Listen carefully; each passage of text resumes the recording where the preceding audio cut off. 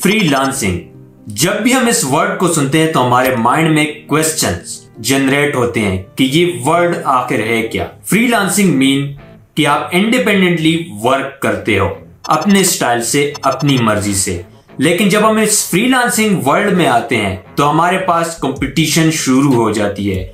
जैसे कि हम जानते हैं हर फील्ड में कंपटीशन है, लेकिन जब हम फ्रीलांसिंग के वर्ल्ड में आते हैं, इंडिपेंडेंट बनते हैं, तो हमारी जो कंपटीशन है वो डबल हो जाती है। इस कंपटीशन को जीतने के लिए हमें खुद में इतनी एबिलिटी पैदा करनी है, इतनी एबिलिटी खुद के अंदर जनरेट करनी है कि हम इस कंपटीशन को जीत सकें। तो क्या आप तैयार हैं इस कंपटीशन को जीतने के लिए? अगर आप तैयार हैं तो let's go and welcome to this video. 7 ऐसे टिप्स जो आपकी हेल्प कर सकती है फाइवर के ऊपर आपका पहला ऑर्डर गेट करने में। बट अभी आपके माइंड में एक क्वेश्चन होगा कि टाइटल में तो 8 टिप्स लिखी हुए हैं, फिर मैं तुम्हें 7 टिप्स क्यों बता रहा हूं? तो जो टिप नंबर 8 है वो मैं आपको नहीं रिकमेंड करना चाहता हूं, बट वो टिप अगर आप अप्लाई करना चाहते हैं तो ऑब्वियसली आपको ऑर्डर मिल सकते हैं, बट उस टिप में रिस्क है। वो मैं आपको बताऊंगा इस वीडियो के लास्ट में कि वो टिप क्या है और किस तरह आप ऑर्डर गेट कर सकते हो टिप नंबर 8 से। बट उस टिप में है हमारे पास हाई रिस्क। जहां हाई रिस्क होता है वहां हाई सक्सेस चांसेस होते हैं, बट उस टिप नंबर 8 में हमारे पास रिस्क ज्यादा है और सक्सेस का रेट भी ज्यादा है। बट हमारे पास एक प्रॉब्लम है कि हमारा अकाउंट जा भी सकता है उस टिप की वजह से, अगर हम उस मेथड को अप्लाई करें। तो वो मैं आपको बताऊंगा इस वीडियो के लास्ट में। टिप नंबर 1, आपने फाइवर के ऊपर ऐसी सर्विस प्रोवाइड करनी है जो बिल्कुल यूनिक हो। हम जानते हैं कि हर फील्ड में कंपटीशन है और उस कंपटीशन को जीतना तुम्हारा काम है और उस कंपटीशन के लिए खुद को तैयार करना तुम्हारा काम है। फिर कैसे तुम उस कंपटीशन को जीत सकते हो? तुम उसको जीत सकते हो एक यूनिक सर्विस प्रोवाइड करके। अगर आप डिजाइनर हैं तो आपने अपनी डिजाइनिंग की क्वालिटी को ऐसे यूनिक करना है कि दूसरे जो डिजाइनर है उससे आपकी क्वालिटी 100% यूनिक हो और बेस्ट हो, कि जब भी आपके पास कोई क्लाइंट आए और वो आपसे काम करवाए तो नेक्स्ट टाइम वो किसी और के पास नहीं जाए। आपकी सर्विस में इतनी एनर्जी हो, इतनी यूनिकनेस हो कि वही क्लाइंट दोबारा आपसे काम करवाए कि मैंने दूसरा प्रोजेक्ट भी आपसे करना है। अब सर्विस को यूनिक किस तरह बनाना है, इसके लिए तुम्हें अपने स्किल्स के ऊपर वर्क करना होगा और अपने स्किल्स को पॉलिश करना होगा। अगर आपके पास स्किल्स बेसिक हैं और आप एक्सपर्ट लेवल पे जाके फाइट करेंगे तो ऑब्वियसली आपकी जो सर्विस है वो डाउन जाएगी और सर्च रिजल्ट में नहीं आएगी। तो सबसे पहले कंपटीशन हमने देखना है कि हम किसके साथ कंपीट कर रहे हैं और हमारे कंपटीटर्स कौन हैं। सबसे पहले हमें इनको एनालाइज करना है और प्रोवाइड करनी है ऐसी सर्विस जो यूनिक हो। अगर दूसरे डिजाइनर हमारे पास फील्ड में है या दूसरे प्रोग्रामर्स हमारे पास फील्ड में है या हमारे पास दूसरे एडिटर्स फील्ड में हैं, वीडियो एडिटर्स या जो भी, तो हमारी सर्विस उससे यूनिक होनी चाहिए ताकि हम सर्च रिजल्ट में आ सके, ताकि हम क्लाइंट की नजर में आ सके। नेक्स्ट स्टेप पे हमारे पास है गिग प्रमोशन। गिग प्रमोशन आप डिफरेंट सोशल मीडिया प्लेटफॉर्म पे कर सकते हो। आपने लिंक कॉपी करना है अपनी सर्विस की और डिफरेंट प्लेटफॉर्म के ऊपर आपने वो शेयर करना है। बट लिंक शेयर करने का भी हमारे पास एक तरीका है, ये नहीं कि आप कहीं पे भी जाके अपना गिग शेयर करना शुरू कर दो। जहां पे लोगों की नीड हो वहां पे जाके हमने अपने गिग को शेयर करना है। यहाँ पे कुछ टिप्स है जो मैं आपको रिकमेंड करूंगा कि आपने किस तरह अपने लिंक को शेयर करना है। तुमने अपने गिग को प्रमोट किस तरह करना है? सबसे पहले तो तुम्हें एक बिजनेस पेज चाहिए, एक ऐसा बिजनेस पेज जिसकी डिस्क्रिप्शन, जिसकी इमेज में क्वालिटी हो और वो आपकी सर्विस को डिफाइन करती हो। तो आपने कैसे करना है ये? सबसे पहले आपने बिजनेस पेज बनाना है फेसबुक के ऊपर, इंस्टाग्राम के ऊपर और लिंक्डइन के ऊपर। उसके बाद तुम्हारा जितना भी वर्क है वो सारा तुमने वहां पे अपलोड करना है ताकि लोग वहां पे आके देख सके कि तुम्हारे पास कौन सी सर्विस है और तुम क्या कर रहे हो और कौन सी सर्विस तुम प्रोवाइड कर रहे हो। इससे तुम्हें ये फायदा होगा कि तुम्हारी एक स्ट्रॉन्ग पोर्टफोलियो जनरेट होगी लिंक्डइन के ऊपर, इंस्टाग्राम के ऊपर और फेसबुक के ऊपर, और वहां पे आके लोग तुम्हारे साथ अटैच होंगे और यही लोग जो आगे तुम्हारे पेज के साथ इंगेज होंगे, तुम्हारे वर्क को देखेंगे, लाइक करेंगे, इन्हीं को तुम बाद में अपने क्लाइंट बना सकते हो और उन पे अपनी सर्विस सेल कर सकते हो। Tip number 3, start at a low price. अगर तुम फाइवर के ऊपर गिग क्रिएट करते हो और तुम्हारी प्राइस जो है वो हाई है तो तुम्हारे पास क्लाइंट्स नहीं आएंगे। फाइवर के ऊपर यही एक प्रॉब्लम है कि तुमने जब भी स्टार्ट करना हो तो तुम अपनी प्राइस को लो रखोगे। अगर तुम प्राइस को हाई रखते हो तो तुम्हारे पास क्लाइंट्स नहीं आएंगे। तो जब भी आप स्टार्ट करो कहीं पे भी, तो सबसे पहले स्टार्ट करो लो प्राइस से। ये प्रॉब्लम हमारे पास सिर्फ फाइवर के ऊपर नहीं है। जब तुम बिगिनर हो और न्यू स्टार्ट लेते हो तो तुम लो प्राइस से वर्क स्टार्ट करते हो और फिर धीरे धीरे करके तुम्हारी प्राइसिंग हाई होती है और हाई पेड प्रोजेक्ट उठाना तुम शुरू करते हो। हर चीज शुरू होती है फर्स्ट स्टेप से। जब आप फर्स्ट स्टेप लेते हो तो आगे का रास्ता खुद ही आसान होता जाता है और आप आगे बढ़ते हो। लेकिन फर्स्ट स्टेप लेना सबसे बड़ा मुश्किल है। तो तुमने स्टार्ट लेना है लो प्राइस से, चाहे आप फाइवर के ऊपर हो या कहीं पे भी हो। जब तुम्हारा नाम बन जाए मार्केट में तब तुम अपनी सर्विस को हाई प्राइस में बेच सकते हो। लेकिन जब तुम शुरुआत करते हो तब तुम्हारी प्राइस लो होनी चाहिए ताकि तुम्हारे पास ज्यादा से ज्यादा क्लाइंट्स आ सकें। नेक्स्ट स्टेप पे हमारे पास है स्टेप नंबर 4 पे वीडियोस एंड इमेजेस। जब हम फाइवर के ऊपर गिग क्रिएट करते हैं तो हम इस स्टेप को इग्नोर करते हैं और इमेजेस और वीडियोस कॉपी पेस्ट करके अपने एक सर्विस में दे देते हैं।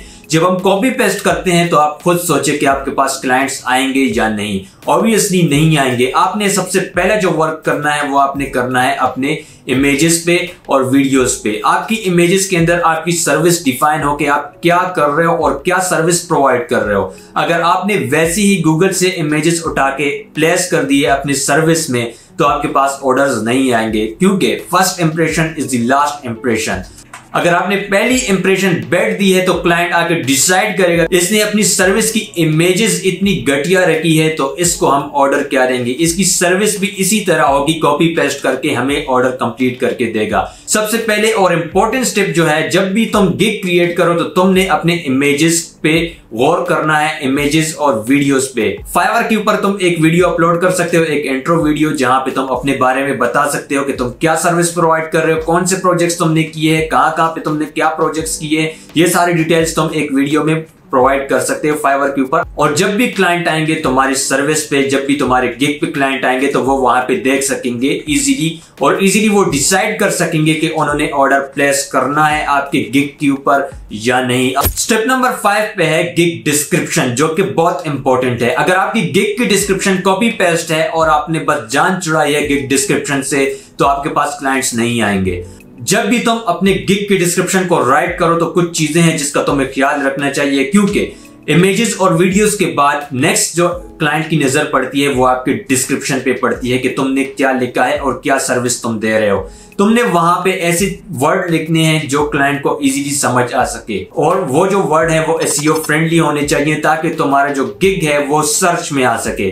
अगर तुम्हारी गिग कॉपी पेस्ट है तो ऑब्वियसली तुम्हारे पास क्लाइंट्स नहीं आएंगे और तुम्हारी जो सर्विस है वो सर्च में कहीं 9-10 पेज पे पड़ी होगी, जिसकी वजह से तुम्हारे पास एक तो क्लाइंट नहीं आएंगे और एक सर्च में तुम नहीं आओगे। तो जब भी तुम अपनी डिस्क्रिप्शन को लिखो तो वहां पे तुमने ऐसे वर्ड्स चूज करने हैं जो कि तुम्हें सर्च में हाई रैंक पे ला सके, तुम्हें फर्स्ट पेज या सेकंड पेज पे ला सके। जब क्लाइंट सर्च करे तो क्लाइंट के पास इतना टाइम नहीं होता कि वो 10 पेज तक जाके सर्च कर सके, वो तुम्हें फर्स्ट या सेकंड पेज पे देखेंगे।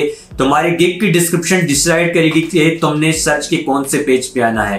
नेक्स्ट स्टेप पे हमारे पास है तुमने एक्टिव रहना है हर टाइम फाइवर के ऊपर। अगर तुम फाइवर के ऊपर एक्टिव नहीं रहते हो और अब तुमने अकाउंट बना दिए फाइवर के ऊपर तो तुम्हारे पास ऑर्डर्स नहीं आएंगे, तुम्हारे पास क्लाइंट्स नहीं आएंगे। जब तुमने फाइवर के ऊपर अकाउंट क्रिएट कर लिया, गिग क्रिएट कर लिया, आपने सारी चीजें अरेंज कर ली, उसके बाद तुमने क्या करना है, तुमने फाइवर के एप्लीकेशन को डाउनलोड करना है और वहां से तुमने एक्टिव रहना है। अब एक्टिव का रहना ये नहीं कि आपने सिर्फ एप्लीकेशन डाउनलोड कर ली और आप एक्टिव हैं।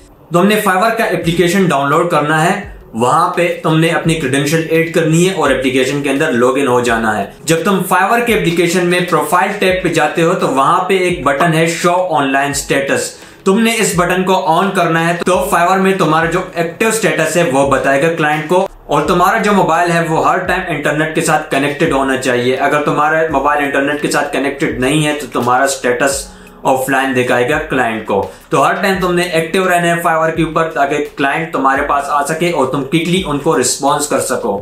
अगर तुमने सर्विस प्रोवाइड की है और तुम एक्टिव नहीं हो फाइवर के ऊपर तो तुम्हारे पास क्लाइंट्स नहीं आएंगे और ना ही तुम्हारे पास ऑर्डर्स आएंगे। नेक्स्ट स्टेप पे हमारे पास है टिप 7 पे बायर रिक्वेस्ट। दिन में हम 10 रिक्वेस्ट सेंड कर सकते हैं लेकिन फाइवर के ऊपर या अपवर्क के ऊपर जब भी तुम रिक्वेस्ट सेंड करो तो तुम्हें कुछ चीजें हैं जिनका ख्याल रखना चाहिए। जो न्यू है फ्रीलांसिंग वर्ल्ड में, वो बायर रिक्वेस्ट सेंड करते हैं, ऑफर्स तो सेंड करते हैं क्लाइंट्स को, लेकिन उनको क्लाइंट्स नहीं मिलते, उनको ऑर्डर्स नहीं आते। क्यों नहीं आते? क्योंकि वो सेम डिस्क्रिप्शन को कॉपी पेस्ट करते हैं, वो क्लाइंट्स के बारे में कम जानते हैं और अपने बारे में भी कम जानते हैं, और बस वो डिस्क्रिप्शन को कॉपी पेस्ट करते हैं और सेंड कर देते हैं क्लाइंट को। क्लाइंट उसको देखते ही रिजेक्ट करता है और नेक्स्ट ऑफर पे जाता है। तो क्या करना है हमें ऑफर में कि जब भी हम ऑफर सेंड करें क्लाइंट को तो वो किस तरह एक्सेप्ट होगा और कौन सी चीजें हैं जिनका हमें ख्याल रखना चाहिए जब भी हम ऑफर सेंड करें क्लाइंट को, जब भी हम रिक्वेस्ट सेंड करें क्लाइंट को। जिस भी क्लाइंट को हम रिक्वेस्ट सेंड करते हैं, ऑफर सेंड करते हैं, हमने उसका नाम लिखना है सबसे पहले शुरू में, ताकि वो देख सके कि हाँ इसने ये जो डिस्क्रिप्शन है, ये जो ऑफर है, ये इसने लिखी है,